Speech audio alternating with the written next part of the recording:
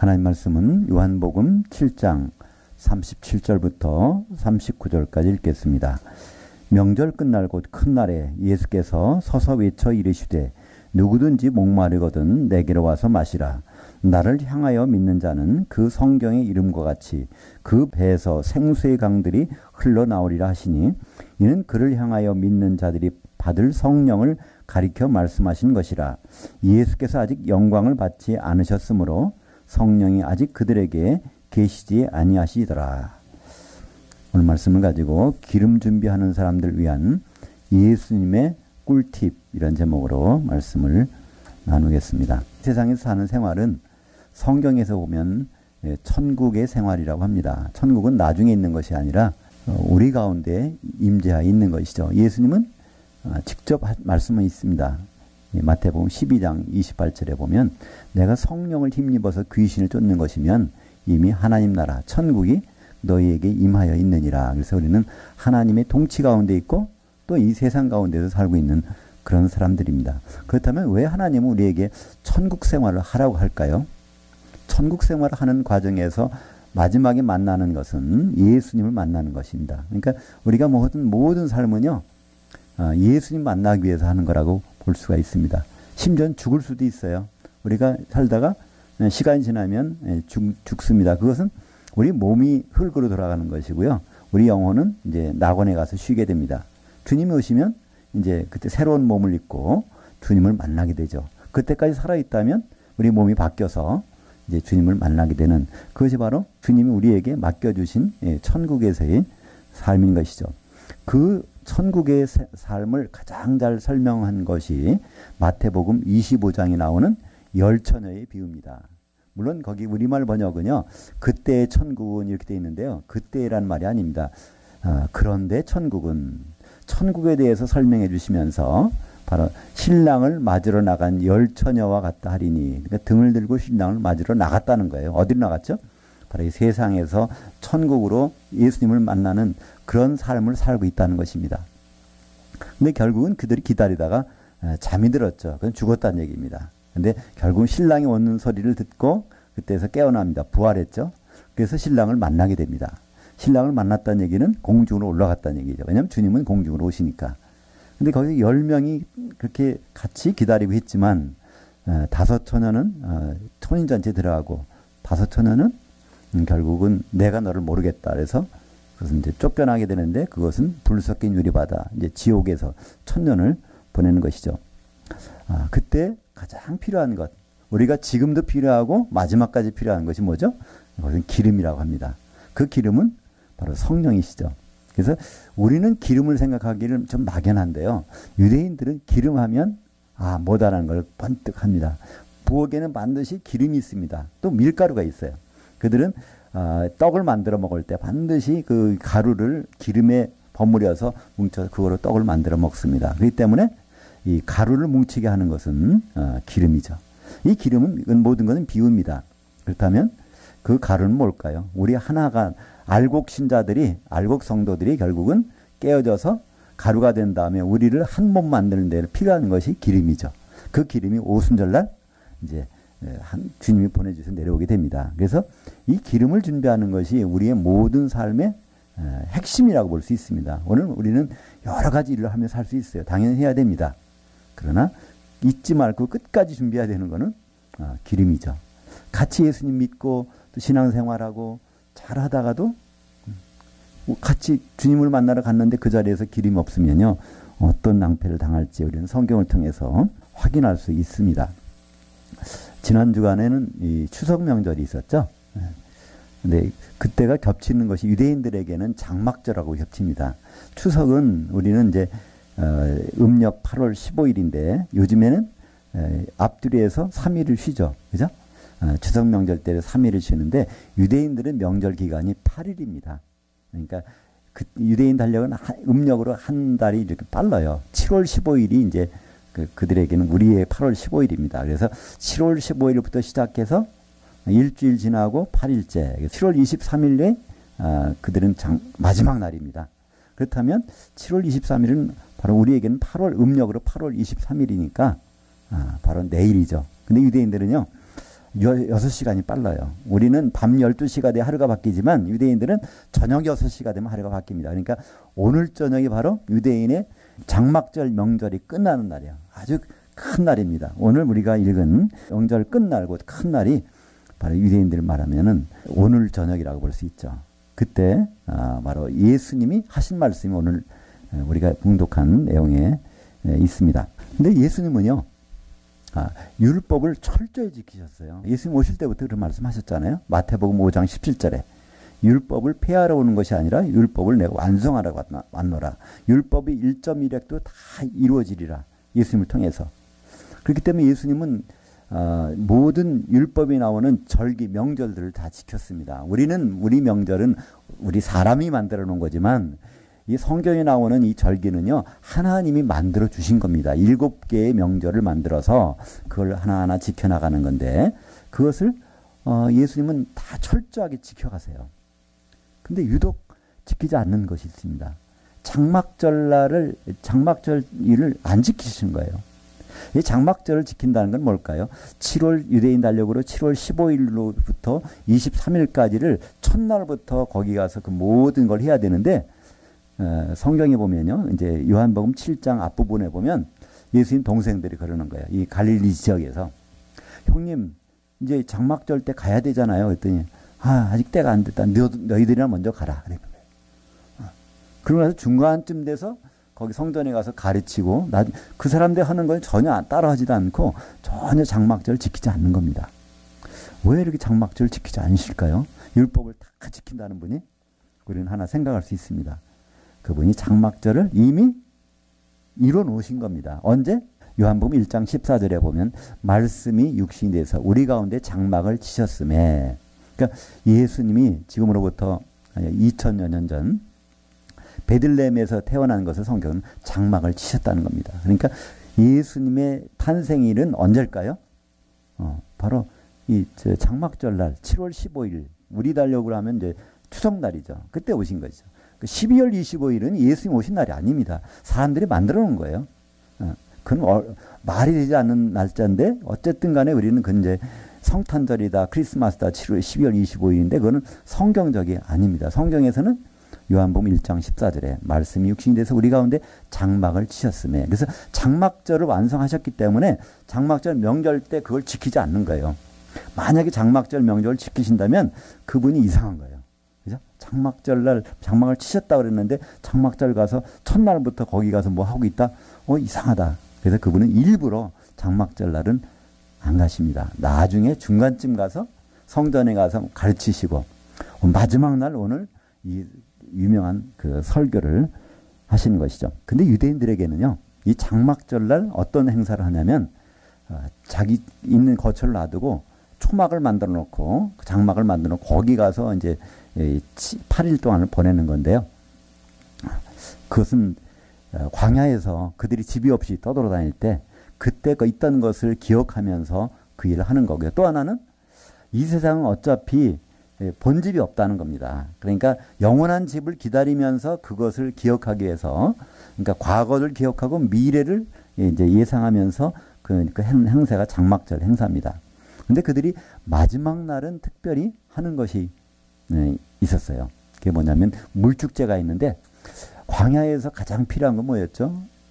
물이 없다는 겁니다. 그죠? 그때마다 반석을 지팡이로 딱 때리면 거기서 물이 나와서 먹은 거예요. 그죠? 그래서 그것을 기념하기 위해서 이제 반석에서 나온 물을 제단에다 붓는 것을 기념하기 위해서 그 예루살렘에서 그 앞에 나가면 실로암 연못가가 있습니다. 실로암 연못가에 가서 그거를 제사장이 쭉 물을 떠다가 제단에다가 붓는 거예요. 그것은 바로 그 광야에서 물을 내주신 하나님을 생각하면서 그렇게 하는 것입니다. 근데요, 예수님이 그것을 가지고 그 사람들에게 생각을 바꿔주시려고 온 거예요. 거기서. 바로 그날. 왜냐하면 실로암이라는 뜻은요, 보내심을 받았다는 뜻입니다. 그들은 보내심을 받았다는 곳에 가서 이걸 받아서 이렇게 붓는 건데, 진짜로 보내심을 받은 분이 누구죠? 말씀이 육신이 돼서 우리 가운데 사람으로 오신 분이 예수님이야말로 진짜 실로암이시거든요. 그러니까 예수님이 실로암이신 그분께서 뭐가 깨지면은, 그분의 몸이 깨질 때 뭐가 나오는지, 반석이 깨지면 거기서 생수가 나왔듯이 예수님 십자가에서 몸이 깨질 때 거기서 진짜 생수, 성령이 나오신다는 것을 바로 그 날짜에, 다른 날짜 하시는 것보다 그 날짜 가면 사람들 생각이 바뀔 거 아니야. 그죠? 아, 우리는 지금 실로암에 가서 물 퍼다가 계속 붓고 있는데 이 진짜 물은 이분이구나. 그죠? 그러면 그분에게서 성령이 나오신다는 것을 기억할 수 있도록, 그래서 오늘 37절에 보니까 명절 끝날 곧 큰 날에 예수께서 서서 외쳐 이르시되, 사람들은 지금 뭐 하고 있어요? 실로암에 가서 물 떠다가 제단에다가 막 붓고 있는 그들은 그 눈에 보이는 걸로 하지만 예수님은 그 동작하는 거, 그게 실체가 자기라는 거예요. 그죠? 사람들은 그걸 아직 깨닫지 못하고 있는 것이죠. 출애굽기 17장 6절에 보면 내가 호렙산에 있는 그 반석 위 거기서 내 앞에 서리니 너는 그 반석을 치라. 그것에서 물이 나리니 백성이 마시리라. 그래서 그 반석을 딱 때리니까 반석을 치면 깨져야 되잖아요. 깨졌단 말이야. 그래서 거기서 물이 나왔습니다. 그래서 오늘 보니까 38절에 나를 향하여 믿는 자는 성경의 이름과 같이 그 배에서 생수의 강들이 흘러나오리라. 이게 바로 그때 그런 일이 있었다는 것을 여기서 말씀하시는 거예요. 반석을 쳤더니 거기서 생수가 나왔다는 것. 누구한테? 예수 믿으면 이런 일이 생긴다는 것입니다. 그렇다면 여기서 반석은 누구죠? 바로 예수님. 광야에서 그들이 모세 지팡이로 때렸던 그 반석이 바로 예수님을 설명한다는 것이죠. 그것은 고린도전서 10장 4절에 직접 성경에 기록되어 있습니다. 고린도전서 10장 4절을 보면 다 같은 신령한 음료를 마셨으니 이는 그들을 따르는 신령한 반석으로부터 마셨음에 그 반석은 곧 그리스도시니라. 그러니까 우리는 구약 성경을 읽으면서요, 여기서 어디서 예수님을 보여주고 계신가 그걸 유심히 관찰해야 돼요. 그냥 이건 재미있다. 이건 정말 이런 일도 있었을까? 이렇게 끝나면 아무 유익이 없습니다. 그 한 성경, 모든 구약 성경은 예수님에 대해서 증언한 게 기록되어 있는데 그 따르는 반석이라는 거예요. 그럼 오늘은 이곳에서 머물렀는데 거기 반석을 치니까 거기서 나온다는 겁니다. 내일은 저기 가서 머물렀는데 거기서 반석을 치면 나온다는 거예요. 바로 이 반석, 항상 치기만 하면 나오는 반석에서 나오는 물, 그 실체가 바로 예수님이라는 것을, 그러니까 예수님은 이 날을 기다리셨던 것입니다. 그죠? 다른 날 이 설교해봐야 사람들이 귀를 안 그려요. 근데 막상 실로암에 가서 그 물 떠다가 제단에 붓는 그 순간에 너희들이 왜 그렇게 하느냐는 겁니다. 그들은 알고 있거든요. 조상들이 광야에서 반석에서 나온 것을 지금 마셨기 때문에 그 생수를 기억하면서 하고 있는데 왜 하는지, 앞으로 무슨 일이 있을지를 그들은 생각을 못하고 있었던 것입니다. 예수님은 바로 그 날짜에 정막절 지키러 가신 것이 아니라 장막절의 의미를 바로잡아 주시기 위해서 그 날짜에 가서 말씀을 하고 계신 것이죠. 한마디로 실로암에서 떠온 그 생수의 실체가 바로 누구라고요? 성령이라는 겁니다. 예수님이란 반석이 깨어질 때 나오는 그 물이 그 실로암에서 나오는 생수의 실체라는 것입니다. 그렇다면 우리가 이 성령의 기름을 준비할 수 있는, 어떻게 하면 성령을 우리가 받을 수 있고 성령 충만할 수 있고 그것을 항상 배에서 흘러나오게 할 수 있을까요? 예수님은 오늘 세 가지를 말씀하십니다. 세 가지. 그래서 제목이 뭐죠? 기름 준비하는 사람들을 위한 예수님의 꿀팁. 저는 요새 꿀팁이라는 말이 많이 쓰죠. 팁이라는 거는요, 정보라는 거예요. 그죠? 아주 꿀 같은 정보, 달콤한 정보. 이 세 가지만 딱 알면은요, 우리는 성령 충만할 수 있다는 겁니다. 첫째가 뭐죠? 첫째는 성령을 받으려면 목말라야 됩니다. 오늘 보니까 예수님은 그렇게 말씀하세요. 누구든지 목마르거든 내게로 와서 마시라는 겁니다. 그러니까 목마르지 않은 사람은요, 가봐야 소용이 없다는 거예요. 목마른 것이 어떻게 보면 축복입니다. 네. 우리 부족한 것이 축복이에요. 너무나 많으면요, 그거를 받아들일 수가 없어요. 내 그릇 속에 이미 뭐가 꽉 차 있으면요, 다른 것도 아무리 좋은 걸 줘도 받을 수가 없다는 것입니다. 그렇다면 이 목마르다는 것은 무슨 뜻일까요? 첫째, 목마르다는 거는요, 거듭났다는 뜻입니다. 생명체가 목마르지 이거 시체는 목마르지 않아요. 그죠? 왜 목마를까요? 이것은 영적인 목마름을 얘기하는 것이죠. 육신적인 목마름이 아니라 영적인 목마름이 있다는 것은요, 죽은 영이 살아났다는 뜻이죠. 거듭났다는 뜻입니다. 근데 내가 목마르지 않다면 한번 유심히 생각해 보셔야 돼요. 내가 영적으로 갈급한 것이 없다. 목마르지 않다 그러면요. 첫째는 거듭났나 생각해야 됩니다. 거듭 안 난 사람들은요. 영적으로 목마름이 없어요. 그냥 충분히 세상 것으로 살고 있어요. 근데 내가 분명히 거듭났는데 근데 목마르지 않다는 것은 무슨 뜻일까요? 내가 뭐 이상이 있다는 것입니다. 그죠? 우리가 보통 어떤 스트레스를 받으면요.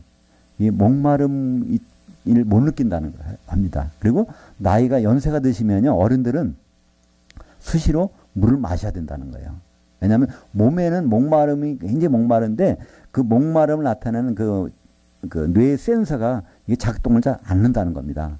그러니까 이 우리는 몸에는 뇌 센서가 있어서 이것이 혈액이 이제 쭉 돌아가지 않습니까? 그럼 혈액에서 이게 수분의 성분을 측정을 한답니다. 그러면 이것이 좀 부족하다. 혈액이 너무 끈끈하다. 그러면 여기서 목마르다는 신호를 주면은 물 떠다 먹는다는 거예요. 그것이 우리 작동하는데 스트레스를 받거나 또 연세가 많이 드신 분들은 이게 작동을 안 하니까 목마른 것을 몸은 수분이 필요한데 목마름을 못 느끼니까 그 사람 나중에 문제가 생긴다는 것입니다. 목마른데 수분이 없는데 그걸 공급하지 않으면 혈액이 끈끈해져 가지고 이제 순환기에 장애가 생기고 그러다 보면 모든 몸에 문제가 생기는 거죠. 그래서 우리가 내가 목마른가 아닌가 그 부분은요. 물론 우리가 성령을 충만하게 마셔서 목마르지 않다면 이건 너무나 좋은 일이지만 그렇지 않은데도 불구하고 내가 목마르지 않다면요. 이거는 문제일 수 있거든요. 그러니까 예수님은 첫 번째 조건이 목마르거든 내게로 오라는 거예요. 목마르거든 바로 와서 마시라. 그러니까 첫 번째 우리가 목마르다. 참 내가 세상의 모든 걸 다 가졌는데도 불구하고 뭐가 부족하고 있다 그러면 이거 복된 겁니다. 그죠? 목마른 거예요. 영적으로 목마른 겁니다. 근데 세상 것 때문에 목마름을 못 느낀다? 이건 참 위기의 신호가 되는 것이죠. 두 번째는요. 오늘 말씀이 내게로 와서 마시라는 겁니다. 예수님께 가서 마셔야 되는 거예요. 그러니까 우리는 가만히 내가 목마릅니다. 나한테 뭐 주세요. 혼자 아무리 기도해봐야 이거 소용없어요. 바로 내게로 와서 마시라. 예수님 분명히 내게로 와서 마시라는 겁니다. 근데 우리가 문제가 생겼어요. 우리가 예수님께 갈 수 있나요? 갈 수가 없잖아요. 예수님 지금 어디 가 계세요? 셋째 하늘에 가 계세요. 요한복음 3장 13절에 보면 그 하늘 셋째 하늘에서 내려온 자 인자 외에는 셋째 하늘로 올라간 자가 없느니라. 그리고 예수님이 그랬죠. 내가 가지 아니하면 성령께서 오시지 아니할 것이고 내가 가면 그를 보내리. 그러니까 예수님께 가야 우리가 목마름을 해소할 수 있는데 우리는 예수님을 갈 수가 없단 말이에요. 물론 그분도 지금 오실 계획이 없잖아요.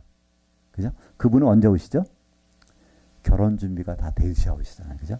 우리 신부가 준비가 돼야 신랑이 등장하지 신부 준비 안 됐는데 예식장에 신랑 혼자 서 있어 봐야 결혼식 안 되거든요. 그래서 예수님은 지금 오실 때가 아닙니다. 아직은 우리가 준비가 안 됐잖아요. 그건 우리가 너무도 잘 압니다. 그죠? 우리가 준비가 좀 덜 됐어요. 그렇기 때문에 우리는 난감합니다. 근데 하나의 방법이 있어요. 그것이 뭐죠? 요한복음 14장 26절에 보니까 보혜사 곧 아버지께서 내 이름으로 보내실 성령. 예수님의 이름으로 보내실 성령이 있다는 겁니다. 그렇기 때문에 우리는 바로 성령이 있는 곳을만 가면 됩니다. 과연 성령님은 어디에 계실까요? 그것도 성경이 있단 말이죠. 마태복음 18장 20절에 내 이름으로 모이는 곳, 두세 사람이 내 이름으로 모이는 곳에 거기 있겠다는 겁니다. 그러니까 그분의 이름으로 성령을 보내주셨는데 그 성령은 어디 계시냐면 적어도 혼자 있는 것이 아니라 두세 사람이 있으면 반드시 거기에 성령께서 와 계시다는 거예요. 그렇기 때문에 바로 두 번째 팁은 뭐죠? 바로 그분의 이름으로 두세 사람이 적어도 모이는 그것이 우리는 지금 예배 드리는 것이다. 그래서 드리는 것이잖아요. 혼자 드릴 수도 있어요. 그러나 혼자 드려보면 이 말씀이 충족이 안 돼. 물론 사정이 생겨서 다른 곳에서 같은 마음만 가지고 예배를 드릴 수 있지만 그런 사정이 안 생기는데도 불구하고 혼자 한다는 것은요. 성경의 말씀을 정면으로 거역하는 것이 될 것입니다. 세 번째로 그러니까 아주 중요한 말씀이죠. 세 번째로는 성령을 받으려면 예수님을 향하여 믿으라는 것입니다. 오늘 말씀에 보니까 38절이죠. 나를 향하여 믿는 자는 그 배에서 성령이 충만해서 그게 흘러내린다는 겁니다. 근데 우리말 번역은 참 이것도 나를 믿는 자는 이렇게 돼 있어요. 그러니까 믿는 것과 향하여 믿는 것은 천지 차이입니다. 믿는다는 것은요, 예수라는 분이 있었다. 역사적으로 그분이 있었다. 무슨 일을 했다. 이거 하나하나 그것을 믿는 거. 그것이 그냥 믿는 겁니다. 근데 성경에서는요, 예수를 믿으란 말은 한 구절도 없어요. 성경에서는 반드시 예수를 향하여 믿으라, 예수께 붙어서 믿으라, 두 가지 외에는 있는 것이 없습니다. 그렇다면 그것이 무슨 말일까요? 예수님을 향하여 믿으라. 그러면 예수님이 지금 어디 있을까? 무슨 생각을 하실까? 예수님이 그러니까 예수님의 일정을 생각하며 있는 거예요. 우리는 지금 여기 있지만 우리는 태양이 어디 있는 걸 알 수 있잖아요. 그죠? 지금이 12시 좀 돼가니까 남쪽으로 가까이 와 있겠다. 이 방안이 있어도 알고 있어요. 저녁이 되면 태양이 지구 반대편에 있을 것이다. 이렇게. 그런 것들을 우리는 알 수 있습니다. 마찬가지로 지금 예수님이 어디서 무엇을 하고 계실까? 과거에는 무슨 일을 하셨을까? 이거를 믿는 것이 바로 성경에서는 예수님을 향하여 믿는다고 말씀하고 있습니다. 그렇다면 그 예수님의 일정을 꿰뚫고 있다면 우리는 그거 진짜 예수님을 믿는 것입니다. 그렇기 때문에 이 성령을 받는 아주 마지막으로 세 번째 팁은요, 예수님의 일정대로 우리가 사는 겁니다. 그렇다면 예수님이 재림하실 때는 우리는 거기 가야 되는 거예요. 그죠? 그러면 거기 갈 때는 뭐가 필요하죠? 기름이 준비가 되는 거고, 기름 준비를 하려면 지금 우리가 어떻게 살아야 될까? 그것이 답이 나오는 것입니다. 그래서 우리가 예수님의 일정표를 아는 아주 간단한 방법이 있어요. 예수님이 도대체 어떤 스케줄을 갖고 계신가? 그것이 절기입니다. 그 절기, 7개 절기가 있는데요. 7개 절기들이 나오는 그것들을 우리는 보면, 예수님이 무슨 일을 하셨고, 앞으로 무슨 일을 하실 것이다. 그것이 확실히 나온단 말이죠. 레위기 23장에 보면요, 7개의 절기가 상세히 설명되어 있습니다. 그래서 아까 우리가 살펴본 대로 예수님은 장막절부터 완성하셨어요. 말씀이 육신이 돼서 우리 가운데 장막을 치셨다 그랬으니까. 그 다음에 장막절 나오는 절기가 6개월 지나서 6월절입니다. 그죠? 그래서 6월절 십자가의 어린 양으로 이렇게 십자가 달리셨어요. 그 다음에 6월절 다음에 나온 절기는 무교절입니다. 그래서 십자가 달리신 다음부터 일주일 동안은요, 무교병을 나눠 먹는 절기인데, 예수님은 그때 뭐 하셨다고요? 베드로전서 3장 18절부터 19절에 보면, 육신으로는 죽임을 당하셨지만 영으로는 부활하셔서 무교절 기간 중에 옥에 있는 영들에게 복음을 전했다는 거예요. 이 복음이라는 것이 무교병이거든요. 세상의 교훈들은 누룩이 들어갔어. 세상적인 영향력이. 그러니까 예수님 말씀은 누룩이 안 들어간 거예요. 그것을 옥에 있는 영들에게 전해주셨죠. 그래서 그분은 무교절도 완성하셨어요. 그 다음에 그 기간 중에 첫 번째 안식일 다음에 이튿날에 곡식단이 흔들려야 되는데 이분이 죽으신 다음에 부활하셨어요. 흔들린다는 것은 뭐죠? 바로 부활이라는 뜻이죠. 예수님은 그래서 그 기간 중에 초곡절도 완성하셨습니다. 그 다음에 이 초곡절 날로부터 50일째 되는 날을 오순절이라고 합니다. 오순절 때는요, 특별한 제사법이 있어요. 이 가루에다가 10분지 에바에다가 이거를 2덩이 떡을 만들어서 기름으로 버무려 가지고 그걸 하나님 앞에 가서 흔드는 거예요. 그러니까 오순절마다 항상 그 떡 2개를 기름에 버무려 가지고 흔드는 절기가 있어요. 근데 오순절날 뭐가 내렸죠? 사도들이 있고 성도들이 있는데, 사도들은 오전에 성령의 기름으로 한 덩어리가 되고 흔들렸고, 또 성도들 3,000명이 또 세례를 받으며 그 세례 기름에 잠겨서 흔들려서, 그래서 오순절날은 그렇게 예수님은 완성하셨습니다. 어떻게 해서? 약속대로 성령을 보내주셔서 그 일이 벌어졌습니다. 그리고 나서 이제 앞으로 3가지가 남았습니다. 나팔절과 대속제일과 이제 마지막으로 다시 돌아가면 장막절이죠. 그죠? 이것이 이제 남았는데, 요 일정을 지금 예수님은 남겨두고 계신 거예요. 그러니까 예수님의 다음 일정이 뭐죠? 나팔절. 그러니까 마지막 나팔이 불리면, 그게 나오죠? 데살로니가전서 4장 16절에 주께서 호령과 천사장의 음성과 하나님의 나팔로 하늘로부터 친히 강림하시리니 그때 그리스도 안에서 죽은 자들이, 세상 사람이 아닙니다. 그 예수 믿고 죽은 자들이 먼저 일어나고 그때까지 살아있던 바로 그리스도인들이 공중으로 올라가는 장면이 거기 나오죠. 그러고 나서 그 다음에 대속제일, 그리스도의 심판대. 그래서 그 그리스도의 심판대가 그 뭐죠? 아까 우리가 살펴본 마태복음 25장의 열처녀의 비유. 그들이 신랑 앞에 서는 날이 그리스도의 심판됩니다. 그죠? 거기서 갈라지는 일이 벌어지는 것이죠. 천년 동안 왕 노릇하느냐? 그렇지 않으면 지옥에서 천년을 보내게 되느냐? 그 일이 벌어지고, 그리고 바로 하나님의 장막이 완성이 되는 것입니다. 이 하나님의 장막이라는 것은요, 결국은 이 성도들을 통해서 그걸 세우시는 것입니다. 그래서 요한계시록 7장에 보면요, 거기에 7년 환란이 지난 다음에 흰 옷을 입은 무리들이 셀 수 없는 무리가 나와요. 근데 그들에게 하나님 뭐 한다고요? 그 위에다가 장막을 치신다는 거예요. 그러니까 성도들에다가 장막을 치신다. 우리가 놀러 가면요, 텐트를 칠 때 텐트를 먼저 뭘 세우죠? 기둥들을 세우잖아요. 거기다가 텐트를 딱 치는 거예요. 그 하나님의 장막이 완성되는 것이 장막절의 최종적인 완성이죠.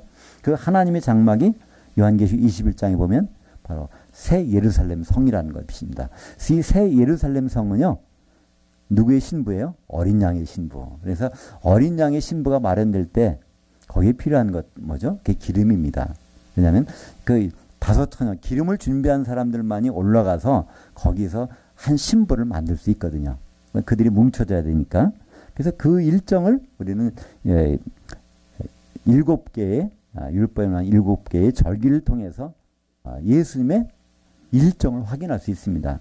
오늘은 어디서 누굴 만나지? 다음 주는 뭐가 있지? 우리는 보통 이제 수첩에다 적어놓잖아요. 그러나 어젠다라고도 하는데, 여기 보면 그게 나오는데, 이 절기가 바로 예수님의 어젠다예요. 그것을 가지고 믿는 것을 성경은 예수님을 향하여 믿는 것입니다. 그것이 없이 믿는 건 그냥 예수님이 계셨지. 어떤 분 이제 예수님은 왜 죽으면 천국 가서 만나게 될까? 이렇게 믿는 거는 그냥 그분의 존재를 믿는 거고요. 그렇게 믿으면 성령을 받는데 아무런 도움이 안 된다는 것입니다. 예수님은 그거를 38절에 나를 향하여 믿는 자, 예수님의 스케줄을 알고 믿는 자, 예수님 무엇을 하셨고 무엇을 하실 것인데 우리에게는 무엇이 필요한가? 그러면 우리는 답이 금방 나와요. 기름이 있어야 되겠구나. 우리가 한 신부가 되기 위해서. 그러니까 앞으로 예수님이 결혼하시는데요, 예수님은 반드시 한 신부하고만 결혼해. 결혼식 한 번만 해요. 많은 사람들은 얘기합니다. 내가 이 세상에 남편이 좀 부족하더라도 나는 진짜 남편이 있으니까 염려 없다면서 주님이 신랑이시니까 신랑 대신 예수님을 만난다 그러면서 준비한다고 막 그렇게 하는데요. 그건 성경적인 말이 아닙니다. 예수님은 결혼식을 딱 한 번 한다니까요. 창세기 2장 24절에 남자가 부모를 떠나 그 아내와 앞에서 한 몸을 이룰지니라 할 때 그 아내는 단수입니다. 예수님 단수와 결혼하시는 거예요. 그렇다면 우리는 여러 사람이 모여서 서로 신부 되겠다고 하면요, 예수님이 결혼이 이루어지질 않아요. 그래서 그 여럿이 모여서 하나 되게 하는 것은요, 성령이 아니고선 불가능합니다. 그러니까 우리가 성령은 여러 가지를 우리에게 주실 수 있어요. 능력도 주시고 은사도 주시고, 그러나 성령이 하시는 핵심적인 하나를 들려면 그분은 하나 되는 겁니다. 그죠? 하나 되는 것은 성령이 아니고선 우리는 하나가 안 되는 거죠. 그죠? 에베소서 4장 3절에 평안에 매는 줄로 성령의 하나 되게 하신 것을 굳게 지키라. 그러니까 복음을 전체를 요약하면요, 바로 하나 되는 것입니다. 그러니까 우리가 따로따로 예수 믿었지만 결국 하나 되지 않으면요, 누구와 똑같아요? 기름 준비하지 않은 다섯 처녀와 똑같습니다. 예수님이 이 세상에서 가장 아주 심각한 기도, 아주 그걸 뭐라 그러죠?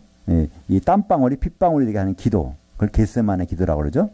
그것이 요한복음 17장에 나오는데요. 요한복음 17장은 예수님 기도 전체를 다 묶어놓은 겁니다. 그 중에서 핵심적인 구절이 딱 두 구절이 있어요.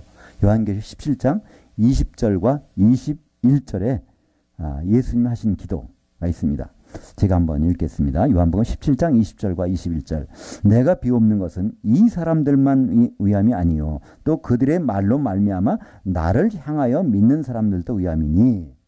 이 사람들이라는 것은 지금 11명의 사도들하고 이제 겟세마네 동산에 기도하시는 겁니다. 그때 이 사람들만 위해서 기도하는 것이 아니라 이 사도들의 말을 통해서 나를 향하여 믿게 될 사람들, 누구죠? 성도들.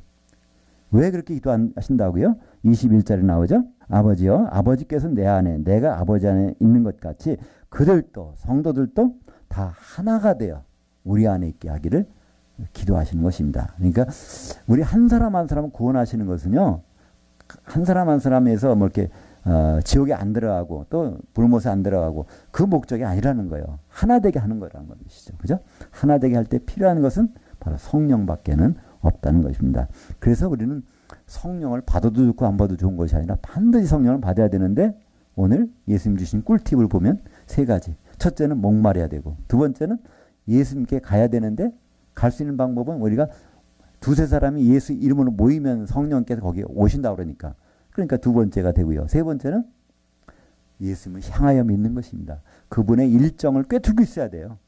그분이 뭘 하셨고 앞으로 뭘 하실 것이고 그때 우리가 준비할 건 뭔가.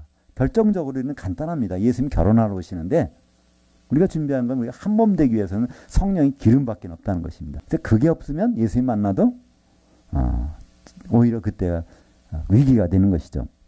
그렇다면 성령과 함께 있는 것, 그것이 고린도전서 12장 13절 이렇게 말씀하십니다. 우리가 유대인이나 헬라인이나 종이나 자유인이나 다 한 성령으로 세례받아 한 몸이 되었고 다 한 성령을 마시게 하셨느니라. 그러니까 우리는 성령을 마시는 방법은 간단해요. 한 성령으로 세례받으면 돼요. 그러니까 세례라는 건 잠기는 것입니다. 그러니까 성령 안에 잠겨 있으면 그는 저절로 마시게 된다는 것입니다. 오늘 보니까 누구든지 목마르거든 와서 마시라고 그러는데 이걸 일일이 가서 마실 필요 없어요. 그냥 거기 잠겨 있으면 그냥 마시게 되는 거예요. 자동적으로 마시게 되는 것입니다. 그렇다면 우리가 성령을 마시고 있는지 안 마시고 있는지 이걸 확인해 볼 방법이 있을까요? 그것이 로마서 14장 17절입니다. 하나님의 나라는 먹고 마시는 이 세상의 삶이 그 먹고 마시는 그것이 아니라 성령 안에 있는 의와 평강과 희락이라. 그러니까 우리가 이 예배를 통해서 정말 성령을 그것을 마셨다면 뭐가 나타나야 돼요? 바로 의와 평강과 희락이 있느냐 그것입니다. 우리 왜 예배드리러 옵니까? 예배드리러 온다는 것은요. 들어올 때 예배도 들어올 때와 나갈 때 변화가 있어야 돼요.